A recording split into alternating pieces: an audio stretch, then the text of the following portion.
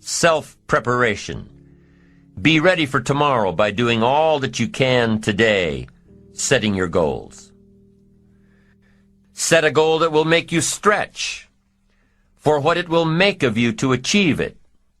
What a brand new reason for setting goals. What an all-encompassing challenge to have a better vision of the future, to see what it will make of you to achieve it.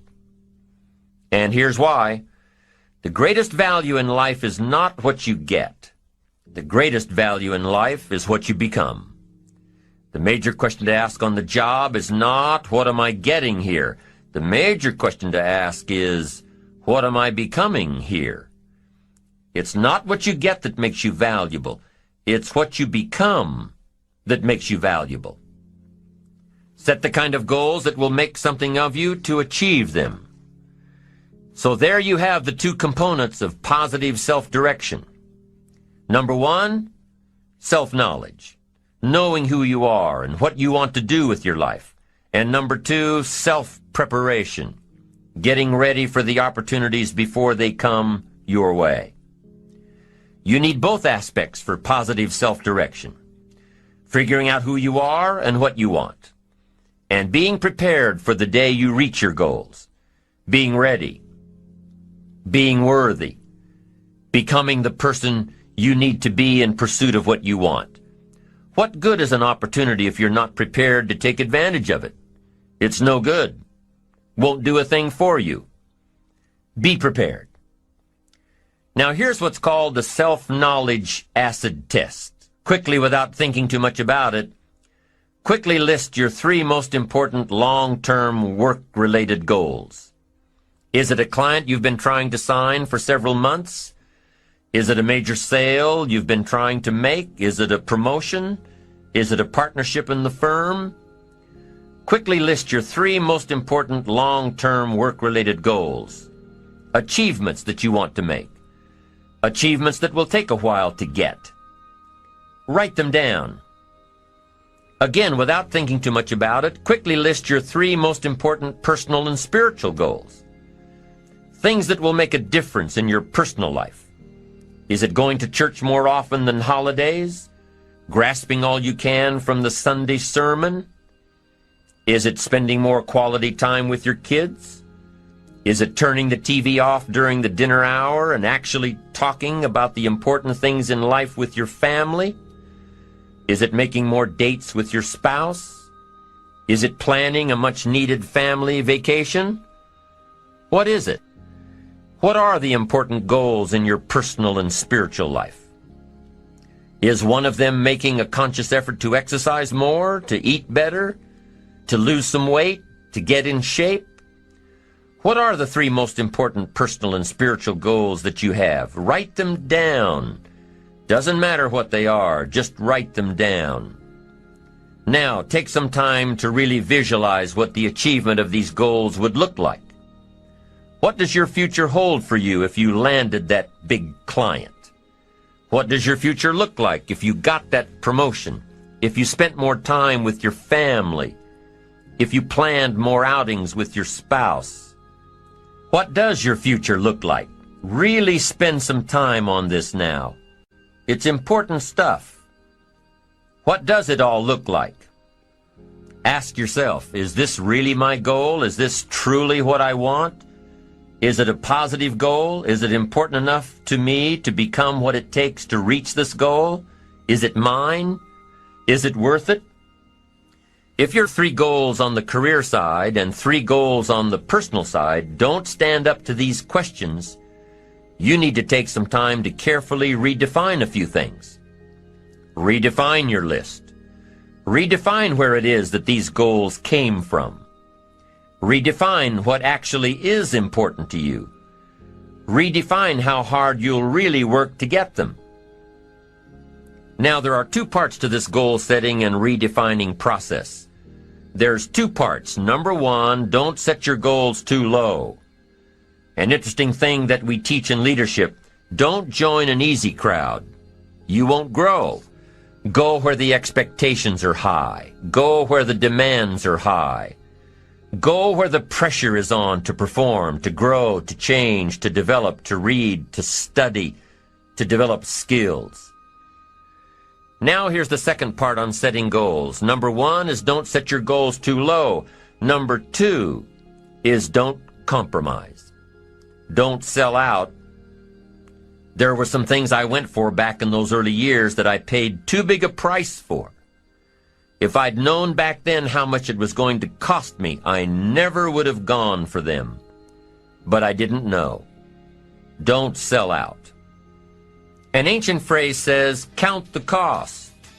Count the cost if it won't make you happy to get it. The first benefit of self-preparation is that it moves you toward your goal. You've already got it in mind. You know where you want to go. You're getting ready for it. You're doing all the things you're supposed to do, and by getting ready to achieve your goals, you're moving closer to your goals. That's how it works. The second major benefit to self-preparation is that it refuels your ambition. Your activity refuels your ambition. The things that you are doing today are getting you ready for tomorrow. It's exciting. You know that you're getting closer every day. Ambition must be kept alive, be kept active, must continue to move forward. Otherwise, you're just daydreaming. You must keep active, keep moving forward so your ambition can fuel you, motivate you, get you where you want to be. Self-preparation. The benefits are, number 1, it moves you toward your goals, and number 2, it refuels your ambition.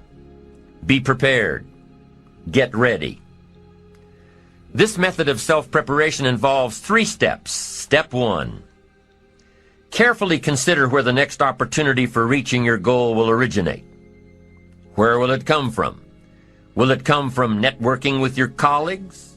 Will it come from reading the last book that you bought? The book that's still sitting on your shelf waiting to give you some answers? Will it come from you taking the time to think it out? Where will it come from? The next opportunity that will push you forward. If you don't know, here's what you have to do. For each major goal of yours, the top priorities on your list, for each of these, take out a separate piece of paper, 1 single sheet per major goal, write down your goal at the top, and start listing all reasonable resources. Write down every possible place that you could find the opportunity to achieve this goal. And with each resource, classify them. Ask yourself, is this resource a sure thing? A good bet? About even chances? Unlikely? A long shot? Ask yourself these questions and classify all of the resources you have written down. That's the first step. The second step in this method of self-preparation is to make sure you know what you need to do to be prepared for your opportunities. Take your sure things first. Figure out what you need to do to be prepared when they happen. Break down your preparation into concrete steps. Make sure that you know exactly what you have to do to take advantage of the opportunity when it comes your way. Let's say that one of the top priorities on your career list of goals is to get this new client. Let's take it 1 step further to say that on your resource list for this goal is to have a lunch meeting with a friend who just happens to be the mentor of the client you're going after. Is this friend of yours a sure bet on your resource list? Well, let's say he is. I mean, you know this guy is a tremendous consulting source for the client you want. The client you want really listens to the opinions and advice of your friend. So you're getting ready to have lunch with your friend. What do? You've got to make sure that you're up on all the knowledge and the industry data that will impress your friend. Make him realize that he knows someone who could benefit from your knowledge and your vitality and your spirit and your experience. Impress him. Impress him so much that he goes back to his friend, the client you're after, and tells this prospective client of yours that he needs to do business with you. Be prepared. Go through your entire list of goals and resources and classify them. Break each resource into concrete steps of preparation. Start by working on the sure bets first, and then move down the line. The long shots will come through every so often, but start with the resources that will serve you best now. Get ready for the opportunities before they come your way. Step 3 in the self-preparation method is to do all you can to make each opportunity more likely to happen. After you've determined what you have to do to get ready, to be prepared, after you've determined this, see what you can do to expedite the process. What can you do to increase the likelihood of this opportunity? Go over it and over it and over it. Use these 3 methods again and again as you assess where you are now and where you have to go next to keep moving toward the achievements that are most important to you. Step 1, consider your resources. Step 2, determine what you have to do to get ready. Step 3, expedite the opportunities. And by the way, this method of self-preparation works wherever you are in your journey, whether you're close to your goals or whether you're just starting your journey of self-direction. This method works. Have working knowledge to draw from. Continually work on yourself in preparation of where you want to be. Build a reservoir of thoughts and ideas and philosophies and experiences that are your own. Build, grow, change, get ready, be prepared. Be prepared for a life worth living. Now here are the 4 ifs that make life worthwhile. Number 1, life is worthwhile if you learn. Nothing worse than being stupid. Life is worthwhile if you learn. Learn from your personal experiences. Learn from other people's experiences. Second, life is worthwhile if you try. Now you've got to take what you've learned and see if you can try your hand at it. Someone says, well, you can't try, you have to do. No, you have to try. I put the bar up 2 feet and asked the kids who can jump 2 feet.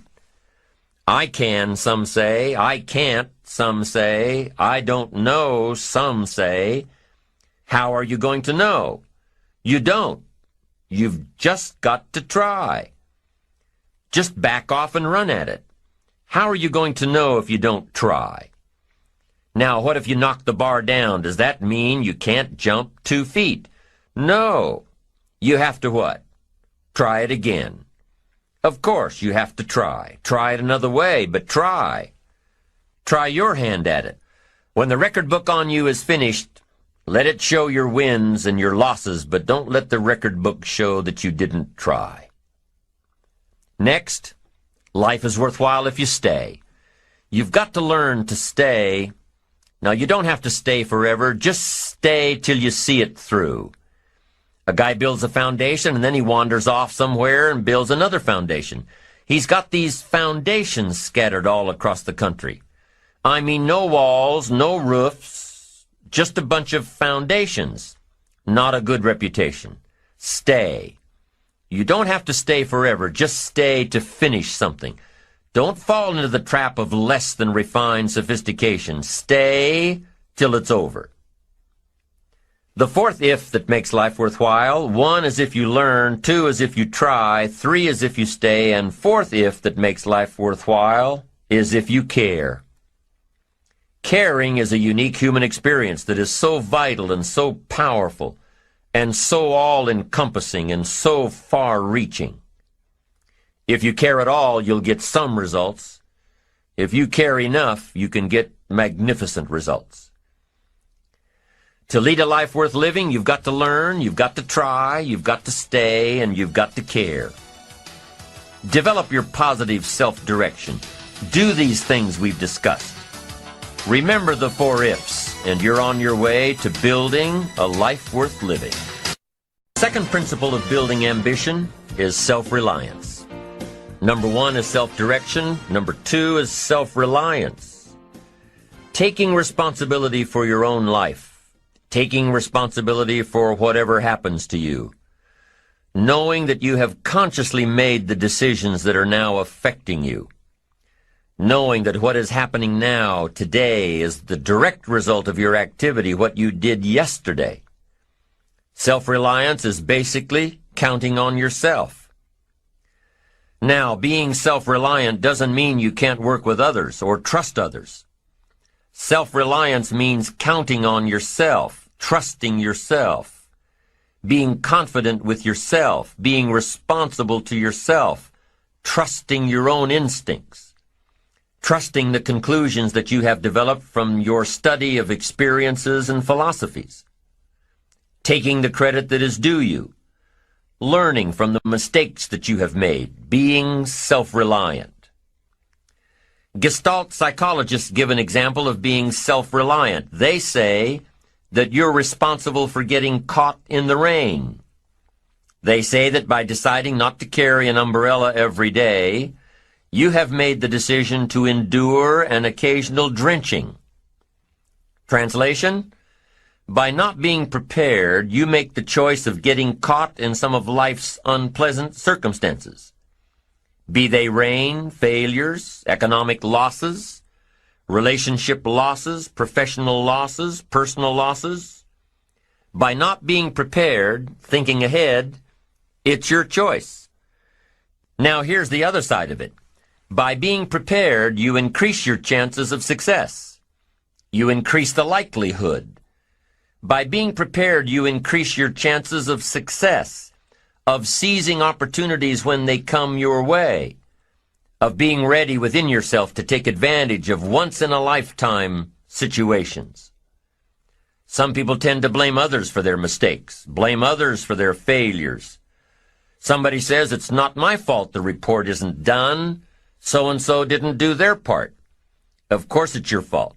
It's your report too. It's your responsibility to see that everyone you delegated work to does their part. Now, you can't control what others around you do, but it's in your own best self-interest, your enlightened self-interest, that you stay on top of things, especially if it's going to affect your future. You think your boss cares that John didn't do his part? You think he sees John as the bad guy? Of course not. All he sees is that the report isn't done, bottom line. Be responsible for the things that affect you. You can make sure you're more responsible by checking in with those people who are working with you, the people who make up your team. You can be more responsible by saying, hey, John, how are you doing with your part? Do you need some help? Can we put somebody else in here to help you finish? Now, if John consistently doesn't handle his part, you've got to replace John.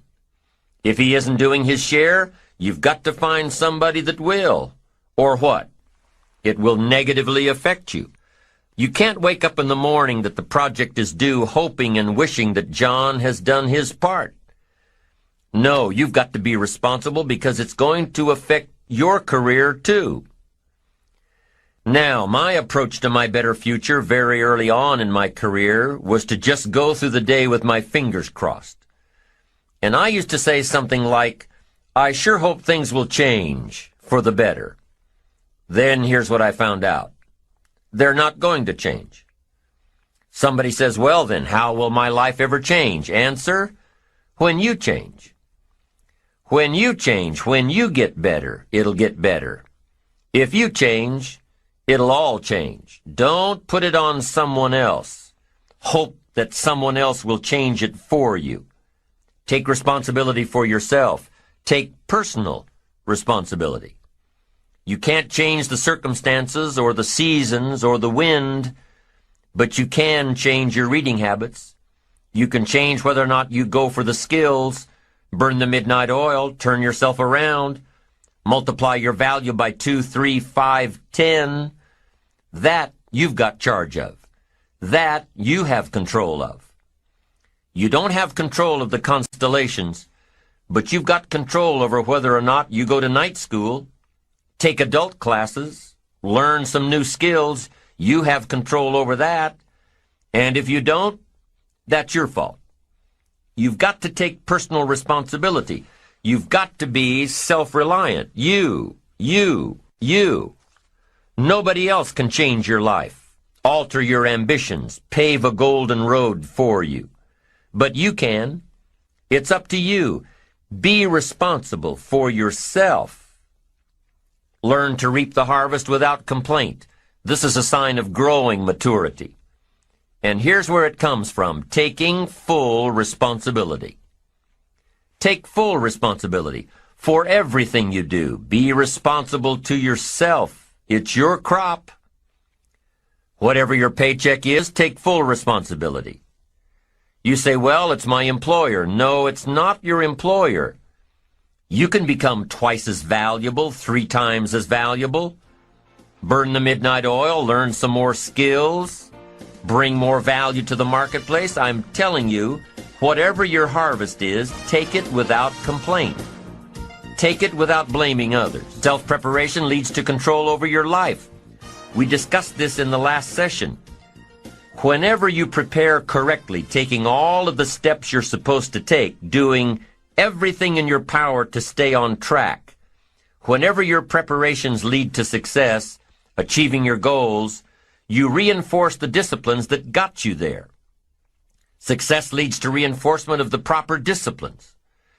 If what you're doing is working, keep doing it. If what you're doing isn't working, change it. When you are doing all that you can possibly do and are successful at reaching your expectations, keep doing it. Success is a reinforcement. Psychologists call this positive reinforcement. We all know about positive reinforcement. That's how we train our dogs. That's how we teach our kids. That's how the trainers at SeaWorld can get a killer whale to do tricks and follow commands and work side by side with humans, by positive reinforcement. When you bring a brand new puppy home and try to teach him not to mess in the house, what do? You reward him for going outside or scratching at the door. When you're trying to get your toddler out of the diaper stage, what do? You reward her with special presents, make her feel special for learning something new. When you're trying to get your older kids to crack the books and study, what do? You reward them when they get good grades. You teach them that the skills they are developing now will have great positive effects on their lives later. But you reward them now. This is positive reinforcement. Learning that there are rewards for doing something good, something worthwhile, something of value. The greater the value, the greater the reward. The better you do, the better your reward. The greater the value, the greater the reward. A bigger paycheck, a better house, financial freedom. It's all a reward system. Now, there are 2 major benefits of positive reinforcement. Number 1, positive reinforcement builds good habits. If what you are doing, the habits you've gotten into, are building your ambition and increasing your success, keep doing them. Your success is reaffirming that these habits are good. Your success tells you that you need to keep doing what you are doing. By reviewing these habits that bring on success, you reinforce them, give them sticking power. Now here's the other side. By reviewing your habits, what you do every day, by reviewing your habits, you may find out that some of them are inhibiting your success. You may find out that what you're doing every day is bad for you, or you may realize that you've gotten out of some very good habits. Somebody says, well, I've just gotten out of the habit of taking my daily walk around the block. Well, I guess you'll just have to get in the habit of being sick down the road. Somebody says, well, I used to read the books all the time. I've just gotten out of the habit. Then change it. Go back into your disciplines. If you've just gotten out of the habit, just get back into the habit. It's called discipline. If it doesn't work, don't do it any longer. You can keep your fingers crossed if you want to and hope that it'll all straighten out.